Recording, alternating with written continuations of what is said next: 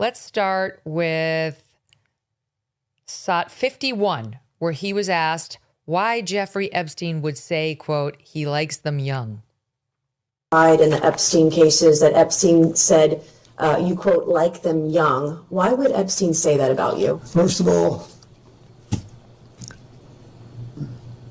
that's not true. What's not true? That I have any interest in underage. I didn't say underage, I said young. But it's still not true. Is an intern young? Yes. Okay. At my age, anybody younger than I am. Did you know Jeff? Oh my gosh, brutal. Brutal. I'm so uncomfortable watching the whole thing. Is an intern young? Yes. That's, of course, why Jeffrey Epstein said you like him young. Don't make me show the picture again, Mr. President, of you leering at my friend's breasts when she was 20 years old at the Bombay Club in Washington, D.C. My pair of friends, we were all around 20 at the time, and they were in Washington, D.C., and so were you. You were still president. It was 1999, and you were leering down her blouse with your hand sneaking up the side on the side boob of my other friend. Okay, so Meg Florence and Abby Rittman might dispute your statement that you don't like them young. I saw it myself. In any event, there was that. Then he was asked about that viral hot tub moment that we all saw from the Epstein files, where you can see him. It's larger than a hot tub. It's like a bath, like one of those traditional Roman baths. It's like large, and you can swim around in. It bears more of a resemblance to a pool when you see the larger shots. And he was asked about this. Here's how that went. SOT 50. Do you recall the details of this photo? Recall the photo being taken? No, I don't think I ever knew the photo was taken. This picture was taken in Brunei. Were there other people in that pool or hot tub with you as well? I don't think there's anybody in the hot tub. I didn't forgotten that there was anybody in the hot tub. This photo, there's a girl over here. Or there's someone. Yeah, I don't know who that is. But he's also asking in the pool area whether other individuals. I don't know who that is. Okay, so you don't know? No, and then there were other people in the pool. Okay, so do you remember who were they under 18? Would you know? No. Were they part of your traveling party, he's asking you? Yes, they were, I think. I think everybody there was part of our party. I swam around, I sat in the hot tub for 5 minutes, or whatever it was, and I got up and went to bed. And then I have to ask this, did you engage in any sexual activity with this person? I went to bed. Who is with you? That kind of gets to one of the core issues. This is so uncomfortable, but it's fair game. He was very close with Epstein. He was all over the world with him. He was on the plane 17 times. Like, these are fair game questions of Bill Clinton. Hillary didn't seem to know anything, but Bill knew a lot. And part of what was interesting about the dynamic was watching his lawyer. It was very annoying, her speaking objections. You know, when you take a deposition, the lawyer defending the deponent is not supposed to do a bunch of speaking objections. But man, it was, and so was the male. He was flanked by two lawyers, a female and a male, and both of them were completely trying to telegraph to Bill Clinton the answers. He's asking you to get into Jeffrey Epstein's mind and opine on what he may or may not have been thinking. You know, like you're supposed to say objection to form at a deposition. That's all you're supposed to say, so that you can preserve your substantive objection for when this case ever proceeds to, let's say, a trial, if somebody got indicted. So these speaking objections were inappropriate and ubiquitous yesterday. You didn't see much of it there, but trust me, because I watched a lot of this. There's another one here about whether he thinks Jeffrey Epstein killed himself. That's the $64,000 question for many. SOT 55. Do you believe that Jeffrey Epstein killed himself? Are you asking him to speculate on how Mr. Epstein died? I'm asking what the president thinks of. So you're asking his opinion? Mr. President, was your friend Jeffrey Epstein suicidal? Are you classifying him as a friend who he has testified that he was friendly? He has called him a friend in a letter. He said he was friendly, but not. True. You've asked for his testimony. Mr. President, do you believe that Jeffrey Epstein was suicidal? Do you know? Was he ever She's suicidal? To the best of your understanding. I don't know. I only know what the medical finding was. I think maybe That's it. He finally got caught, and I don't know. I've accepted it in my own mind. I don't know what happened. Mr. President, what did you accept? That he killed himself or that he did not? That he did, but I don't know. Yes, sir. Thank you, Neither Mr. do President. you. We don't. None of us know. Did you hear his lawyer say, that's it? He tried to cut him off from answering, and Bubba was there to chat. He was ready, said, I think he got caught. Caught what, sir? Caught what? I mean, like, really, that's the interesting conversation. He wasn't prepared to give up too many details on that, of course, but it is interesting to hear him talk about his own theory on Jeffrey Epstein. You can only imagine what he was thinking because they had known each other very well. Trump, too, for that matter. What was he thinking the day he heard that Epstein allegedly killed himself? Like, after all the hours they'd spent together, I mean, I'm sure Bill Clinton was like, oh, shit, this is going to turn into a nightmare now because when there's no actual resolution in a court of law, as there ultimately would have been against Jeffrey Epstein, you know, the unanswered questions are sometimes the most dangerous ones. And that's, I think, proven true in the Epstein case. So there you have it. I think he got caught. He got caught. Very interesting answer.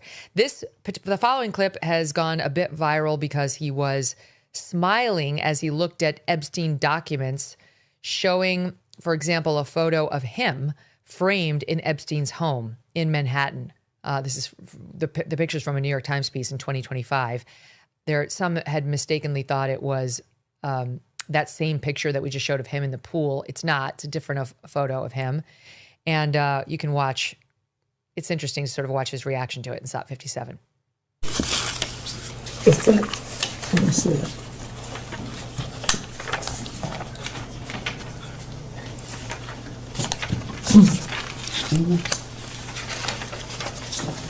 Okay.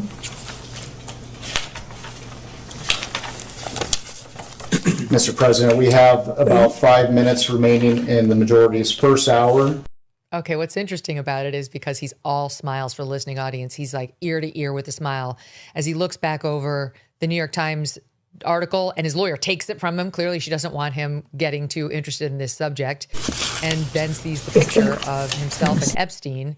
And by the way, for the listening audience, it's a picture of the two of them looking like BFFs, just looking at each other like bros in a picture. He's not in a hot tub. He's not naked. He's not with a girl. He's just with Epstein like a great friend. We're showing the audience the picture. They're like side by side. Looks like they're at some sort of like a bar or table, both arms up on the table and looking at each other like, I mean, can you imagine being a fly on that wall and hearing that discussion? What we wouldn't give. Okay, so overall, it wasn't, earth-shattering.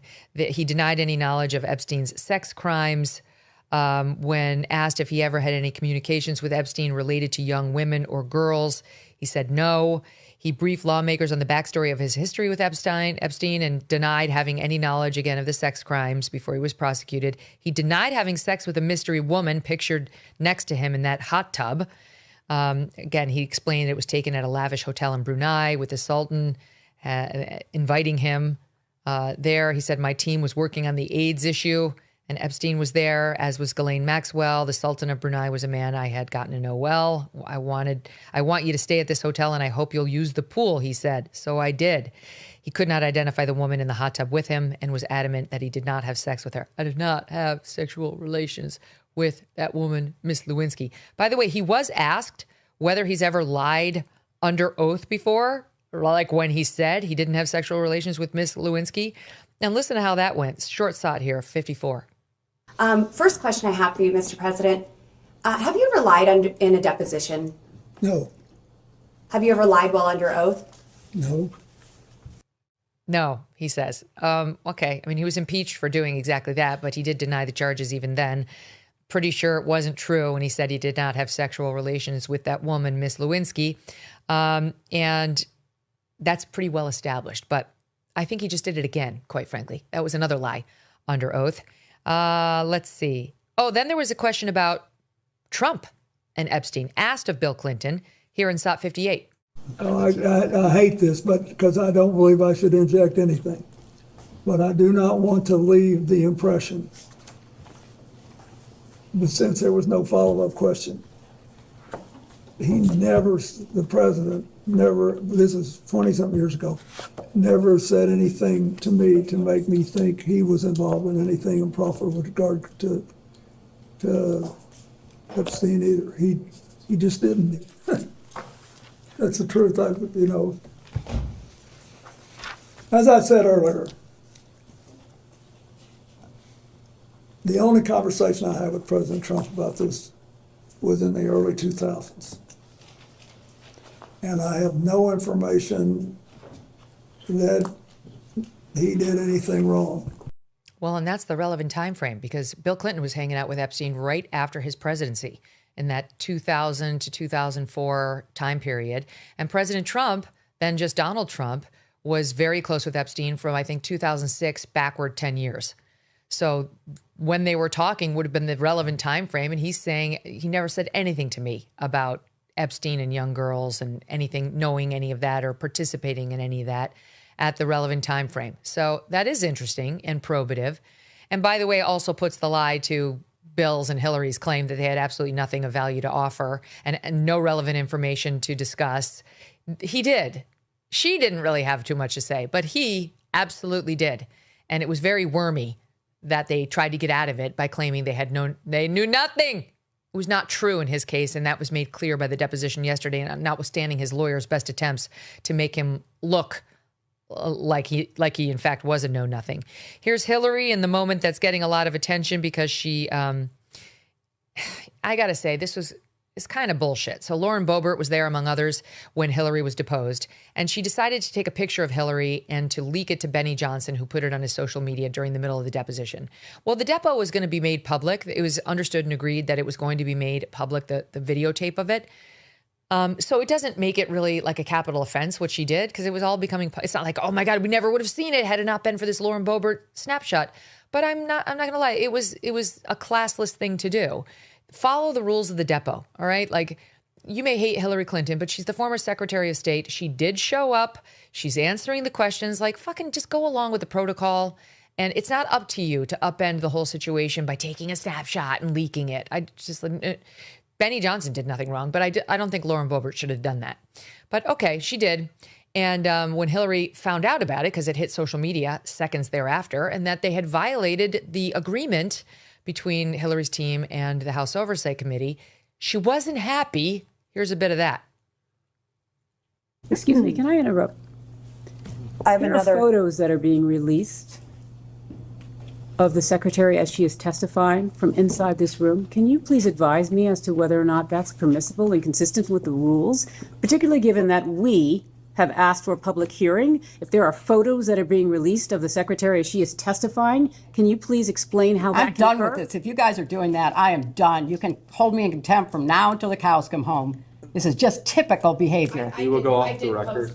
Oh, for heaven's So I would like sake. to understand how that's permissible. Before the hearing was, It doesn't Excuse matter. me. We all are abiding by the same rules. I will take that down. Yeah, So well, I would like to take a break at this moment. yeah, and I'd like to have I'm a done conversation. for now.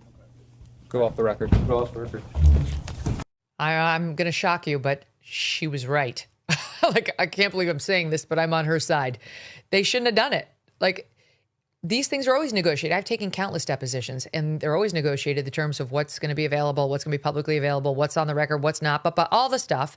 And it's the subject of countless phone calls and letter writing with the lawyers before the event. And everyone there is expected to live up to the terms. And we were always going to see Hillary on tape offering her testimonial. So there was no reason for it. Okay, there was no reason for it. And I think Lauren Boebert jeopardized the day's proceedings with a stupid thing that was kind of pointless. All right, so write it down in the calendar. What's today, March 3rd? I'm in agreement with Hillary Clinton. I've got one more, and this is where she has a heated exchange with Nancy Mace in SOT 60. She's asking about Hillary's relationship with Howard Lutnick. When I was senator, on 9/11, the firm he headed, Cantor Fitzgerald, suffered the greatest loss of life. As I recall, something like 650 of his employees were murdered by terrorists that day.